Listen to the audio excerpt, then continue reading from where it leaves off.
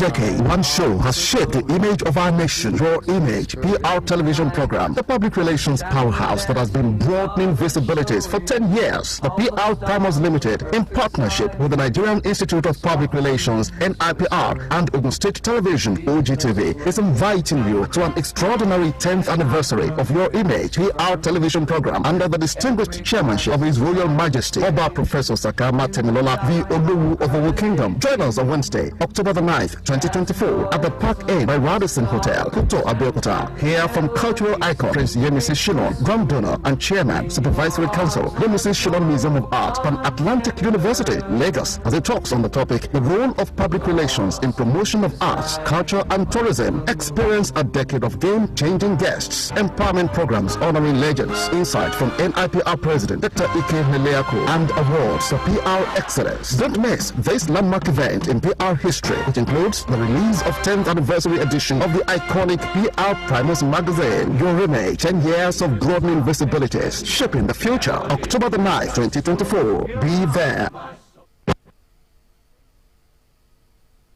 It's 10 years, just like yesterday. We will be celebrating a decade of public relations excellence. Today, I want to warmly welcome you to another edition of Your Image.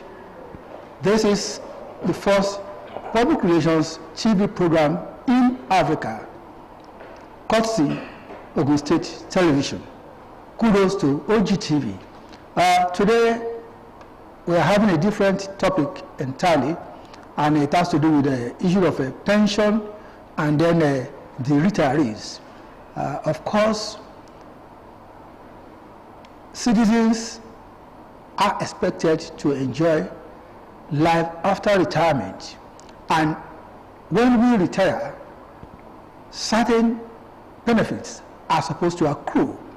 And in this realm, we are hearing a lot of issues concerning pension, and I have with me two guests. They are retirees. I have the courtesy of recognizing Dr. Rashid Adetoro, a former chief lecturer at the Federal College of Education. You are welcome. Thank you, the moderator. Thank you for having me. I also have Dr. Gabriel Onifade, also a former chief librarian, formerly in Lagos, and then retired at the Federal College of Education too, also a retiree. You don't look like a retiree. And what is the current situation? I know that state governments are doing wonderfully well. The state government has just released a big fund to ameliorate pension issues for the Ogun State citizens. And I want to say kudos to the Ogun State governor for doing that. I learned a lot of pensioners in the Ogun State are really happy with this development. Well, what is happening at the federal level, Dr. Adetoro? Thank you, the moderator. At the federal level, it's like the person that is supposed to take the lead is coming behind. Federal retirees have been suffering in silence, seriously, of which I'm one of them. Actually, many of us that had retired over 1 year ago, precisely I retired 1 year, 2 months ago, and my colleague Dr. Onifade retired 1 year, 7 months ago. We are yet to get pensions nor gratuity. And the issue has been the issue of accrued rights, which had not been funded by the federal government. And this is against the intention of the Pension Act. The Pension Act says that within 90 days, we should receive our accrued rights and to be reconciliated with our contributed funds, with our various PFA. Unfortunately, it has been waiting game since all these days. In fact, since the era of President Jonathan, it became a big problem for the federal government to fund, because they allowed a lot to accumulate, a lot debt on pension to accumulate. For example, as of June this year, we learned that over 230 billion accumulated debt of accrued rights and increment are hanging on federal government neck. And this is against the intention of the Pension Act, which established even contributory pension, which of course all of us contributed. What will you attribute to the cause of this delay? The cause of the delay is because of the non-funding of the pension pause by the government, by the federal government. For example, we heard that the money, the accumulated debt of 230 billion had been included in the last supplementary budget, which was signed in July. And since July, they gave us the hope that it will be released immediately the supplementary budget is signed. But up to today, it's yet to be released. The only thing we heard from the DG of PENCOM last week was it will be paid soon. We don't know how soon the soon will be, because many of our colleagues have died in the course of waiting for long for their entitlement and the fruit of their labor. This is very unfair. Dr. Nifade, is this situation peculiar to your institution alone? Thank you very much. It's not actually peculiar to our system alone, because people are, making noise because of their inaction, from various, sectors. And the more reason why, one should not actually, keep quiet, because at times it is better for one to stand and, speak up, oneself. Because in our system, especially in Nigeria, if you keep your mouth shut, nothing will happen.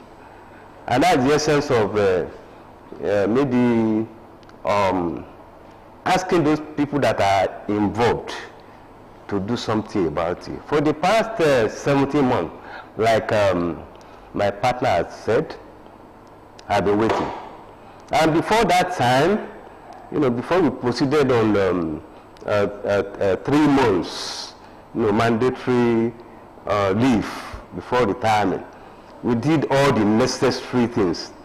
For example, we took part. What were the things that you did? We took part in what they call verification and enrollment exercise. All of us were involved, and all the necessary documents were generated and given to us. And it is expected that after a year they will have gone around, all the necessary places where one had worked, to reconcile and possibly, collate everything, so that by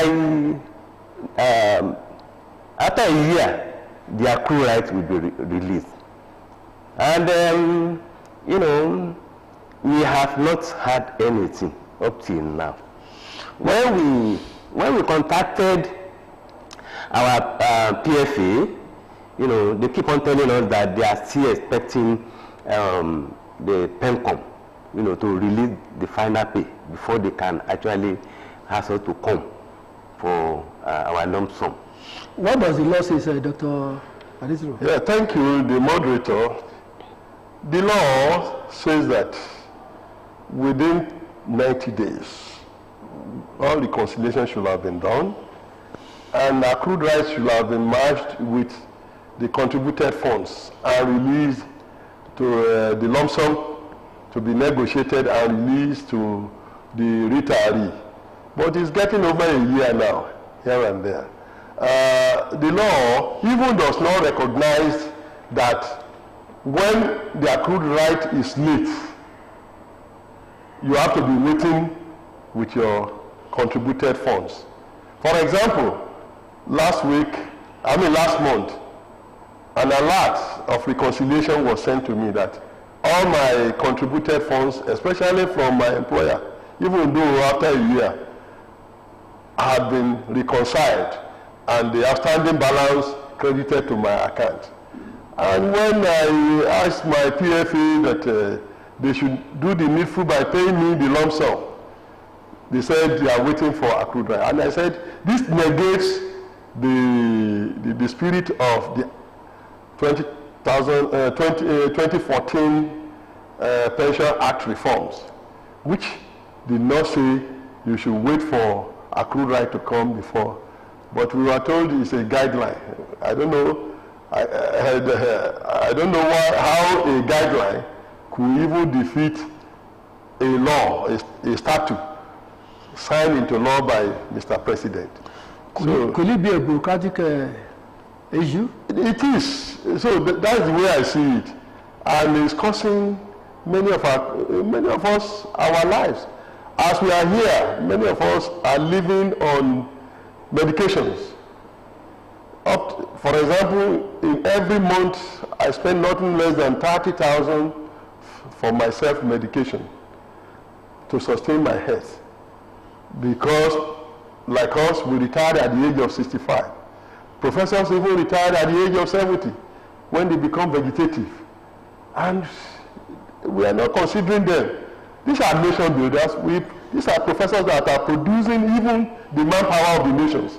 We have produced doctors, people like us. We have produced doctors, we have produced professors. We have produced even many people that are in Abuja. We are not being catered for. I think it is against the spirit of the art. Otherwise, the contributory pension, which is to fine-tune the waiting game of yesteryears for the old pension scheme, will be defeated. Well, if I have to have a flashback, I remember in 2013, a scenario also played out. For 6-7 months, retirees were unable to also benefit from their hard-earned contribution. And to us, we believe that this might not be a fair treatment on the part of people who have worked for Nigeria. What's your view? What do you advise federal government to do? Like you have said, the same thing we are experiencing now. And, you know, people that have actually worked meritoriously for 35 years and retired, they should not be neglected. Because the scheme itself is good. Though there is no perfect system anyway, and for as long as human beings are there. So, but the fund that is being taken, you know, on a monthly basis and being managed by PENCOM, I think they are supposed to release at the appropriate time when the owner of the money, you know, wants it. For example, so you're advocating that the monthly summary should have been released, of course, just as it happens in the States. Of course, it ought to have been released about 5, for example, for my own now, it ought to have been released for, since April, or maybe May. But we are still waiting, even till now. Because when you go to the bank to save your money there, you have access to your money anytime. You can go there to withdraw. But the issue of pension, contributory pension fund, you know, to me is somehow shrouded in secrecy, especially as far as the release of the lump sum or maybe accrual right is concerned. Thank you very much. We'll go on break. When we come back, I'll continue with Dr. Adetoro.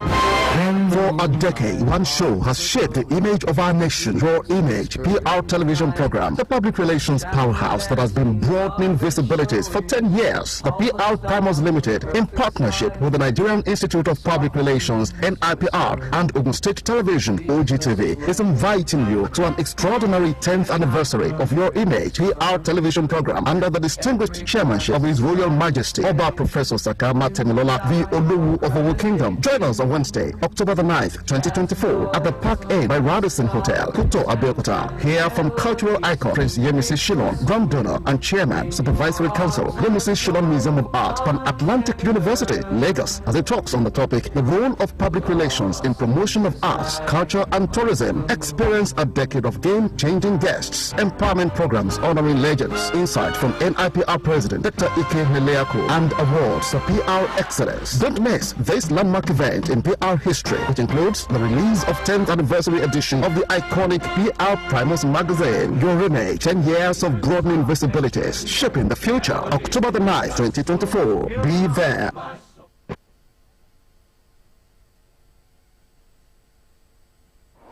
Welcome back. We are in a mood of celebration, and come October 9, 2024, join us at Park Inn by Radisson Hotel to enjoy a package of public relations excellence. Just be there. Welcome back to the session, Dr. Adetoro. Yes. We've been talking about issues bordering on the non-payment of pensions and then release of funds to the retirees.